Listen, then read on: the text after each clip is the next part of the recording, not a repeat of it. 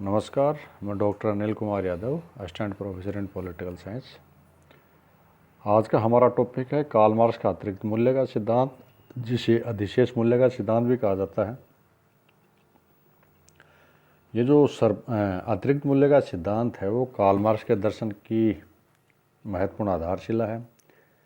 Karl Marx ने अतिरिक्त मूल्य के सिद्धांत को इनकी जो प्रसिद्ध पुस्तक थी दास कैपिटल, इसमें इन्होंने ये सिद्धांत दिया है।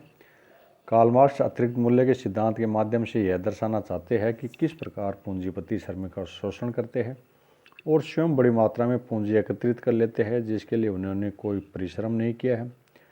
मार्क्स के अतिरिक्त मूल्य के सिद्धांत को अधिशेष मूल्य का सिद्धांत भी कहा जाता है। अर्थात कार्ल मार्क्स इस सिद्धांत के माध्यम से यह बताना चाहते हैं कि किस प्रकार उद्योगपति श्रमिकों का शोषण करते हैं। मार्क्स के अतिरिक्त मूल्य के सिद्धांत को समझने से पूर्व मूल्य के स्वरूप को समझना होगा।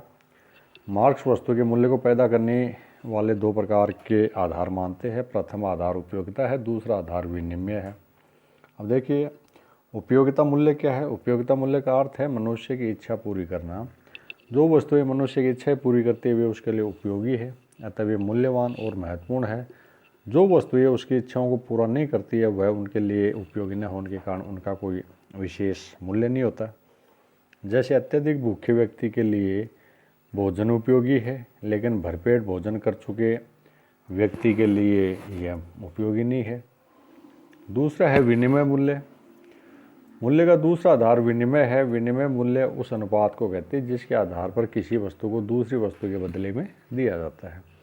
जैसे एक किसान के पास अनाज अधिक है लेकिन कपड़े नहीं है, इसी प्रकार कपड़े के व्यापारी के पास कपड़ा है लेकिन अनाज नहीं है। आवश्यकता के अनुसार किसान और व्यापारी एक दूसरे से वस्तु का विनिमय करते हैं, आदान प्रदान करते हैं। वस्तु का विनिमय मूल्य श्रम के आधार पर निश्चित होता है। यदि एक निश्चित मात्रा में अनाज के बदले एक निश्चित मात्रा में कपड़ा दिया जाता है तो इसका कारण यह है कि दिए गए अनाज के पैदा करने में उतना ही श्रम लगता है जितना दिए गए कपड़े के उत्पन्न करने में। अतः किसी वस्तु का मूल्य उसमें लगाए गए श्रम के आधार पर निश्चित होता है, किंतु पूंजीपति श्रमिक को उतना ही पारिश्रमिक देते हैं जिससे वह जीवित रह सके और अपना पेट भर सके और अपने परिवार का भरण पोषण कर सके।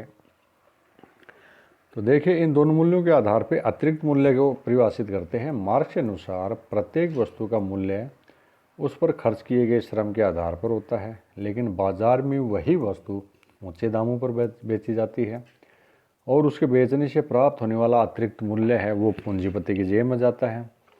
पूंजीपति द्वारा बिना किसी मेहनत के प्राप्त यह पूंजी ही अतिरिक्त मूल्य है। तो मार्क्स इसको डिसाइड करते हैं अतिरिक्त मूल्य को कि अतिरिक्त मूल्य उन दो मूल्यों का अंतर है जिसे कोई मजदूर पैदा करता है और उसके बदले में वास्तव में जो मेहनताना पाता है। यह एक ऐसा मूल्य है जिसे पूंजीपति श्रमिक के कारण प्राप्त करता है और जिसके लिए श्रमिक को कुछ भी प्राप्त नहीं होता है। मार्क्स के अनुसार यह वह मूल्य है जिसे पूंजीपति श्रमिकों के खून पसीने की कमाई पर टोल टैक्स के रूप में वसूल करते हैं। उदाहरण के लिए, यदि कोई पूंजीपति एक पेन बनाने की सामग्री 10 रुपये में खरीदता है और उसके बनाने वाले मजदूर को 3 रुपये देता है, तो इस प्रकार पेन का मूल्य होगा 13 रुपये, लेकिन बाज़ार में वही पेन 20 रुपये में बिकता है। यहाँ पूंजीपति 7 रुपये जो अतिरिक्त मूल्य है वो अतिरिक्त मूल्य के रूप में प्राप्त करते हैं, जिसके लिए उस पूंजीपति ने कोई मेहनत नहीं की है। मार्क्स के अनुसार यह अतिरिक्त मूल्य श्रमिक को मिलना चाहिए, किंतु पूंजीपति उसके श्रम की चोरी करता है। यही चोरी उसका लाभ है। इसी से निरंतर वह पूंजी का निर्माण करता रहता है। उत्पादन की वृद्धि के साथ साथ अतिरिक्त मूल्य भी बढ़ता रहता है। पूंजीपति का लक्ष्य अपने धन में निरंतर वृद्धि करना होता है। दूसरी ओर श्रमिक अधिक पारिश्रमिक प्राप्त करने के लिए श्रमिक संघों का निर्माण करते हैं, आवश्यकता होने पर हड़ताल इत्यादि का सहारा लेते हैं। इस प्रकार पूंजीपतियों व श्रमिकों के बीच संघर्ष प्रारंभ हो जाता है। यहीं से पूंजीवाद के विनाश की पृष्ठभूमि तैयार होती है। अब देखिए, कार्ल मार्क्स ने जो अतिरिक्त मूल्य का सिद्धांत दिया है उसकी कुछ आलोचनाएं भी है। पहली आलोचना ये है कि किसी वस्तु के मूल्य का निर्धारण केवल श्रम के आधार पर नहीं हो सकता। वस्तु के उत्पादन में पूंजी भी चाहिए, कच्चा माल, मशीनें, वैज्ञानिक ज्ञान और प्रबंधकीय गुण भी आवश्यक है।